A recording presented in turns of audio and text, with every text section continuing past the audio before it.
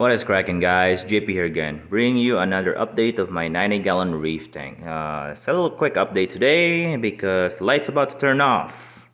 So starting with the corals, they're starting to go to sleep. Earlier today, I cleaned the pumps. As you can see, it's a little bit pink, bright pink and red coral and algae. They are dying off because I dipped this pumps and outlet on vinegar, straight vinegar, very quick. You can just clean any kind of crust off. So I have many different type of coral and algae. I have a pink one, a purple one, and a red one. So yeah, I even have a green one too. So it looks pretty good. Earlier too today, let's go on the sump. I also cleaned the skimmer.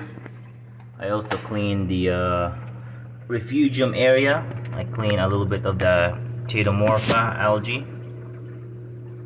So just chopped off the top end to kind of make some room because it was growing some hair algae. I also added carbon right in this section here.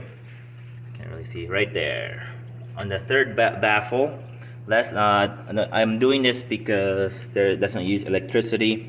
It's pretty high flow, goes through that. I know it's kind of passive, but hey, that's okay, it works. All right, someday I'm gonna remove some detritus. That's gonna be in the future maintenance.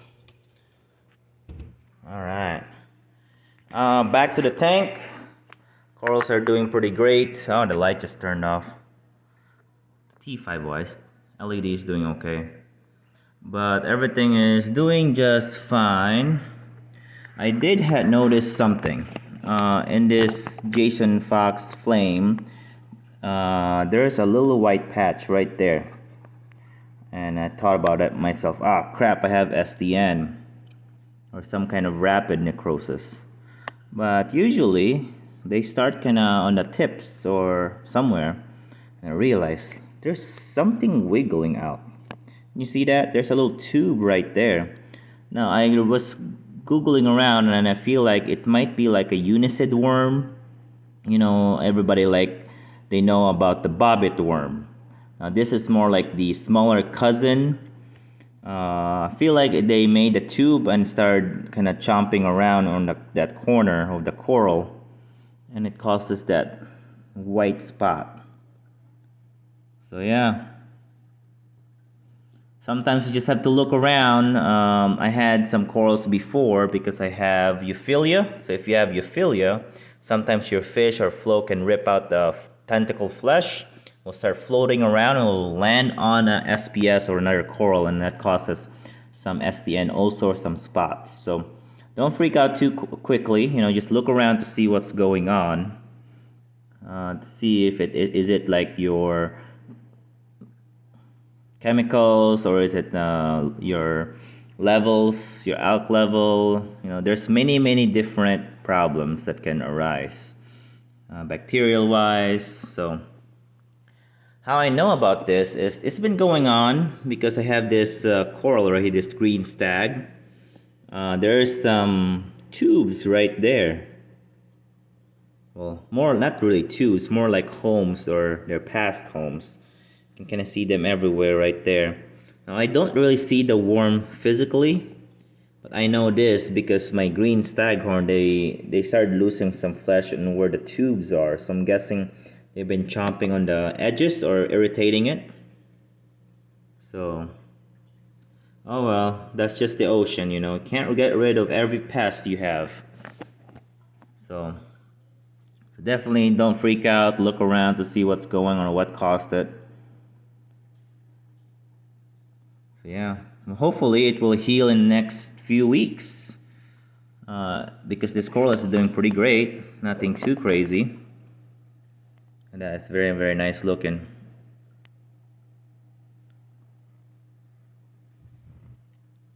Yeah.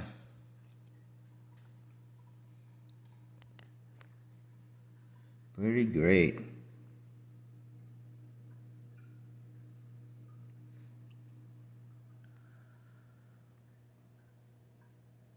Now I also remove a few algae around. I still have an algae to remove right there on the Monty. I did remove a bunch of the algae on this Setosa right there. I kind of just used my finger and just pinched it off. So yeah, hopefully it will. The corals will outcompete some of the algae. Yeah, we're getting there. It's a slow process. And I used to have a Pusillipora on this corner right here where the snail is at. And it was getting kind of big, so I just used my finger and pinched it off and it came off. Yeah, Pusillipora can colonize everywhere.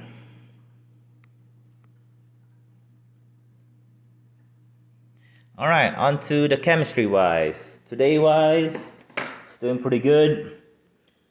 Nothing too changed, nothing too big of a change. My corals and alkalinity dosing finally caught up. So 8.5 or 8.7 and 8.5, 8.7. So it's kind of bouncing back and forth because I have some testing error, maybe, discrepancies, which is normal. We're still within the range, so I haven't changed anything in the past, since February 8th. So that's pretty good, decent 11 days without changing anything. So that's good. Getting there. So yeah. One thing too is I clean my stuff around. I have some family friend. They're like 3 years old and 6 year old, and yeah, the 3 year old started to like dig around on my stuff, and I don't want him to eat some aquarium related stuff and ingest some chemicals or some whatever our aquarium have. So definitely clean your stuff around, because 3 year old kids, 2 year old kids are pretty they explore and start putting stuff in their mouth. So I got all my chemicals. Make sure all your chemicals in a safe place and where they can't reach. I still need to move some stuff around in the storage. Yeah, definitely put some, if you have kids within your house, put some locks or some latches so that your kid don't start messing around with your equipment and getting electrocuted or messing with your stuff. So yeah, or eat or choke, whatever can happen will happen probably. So definitely put some safety and clean your stuff around. So yeah, well, that's it for the update, guys. Thanks for watching. See you next time. Happy reef keeping and adios.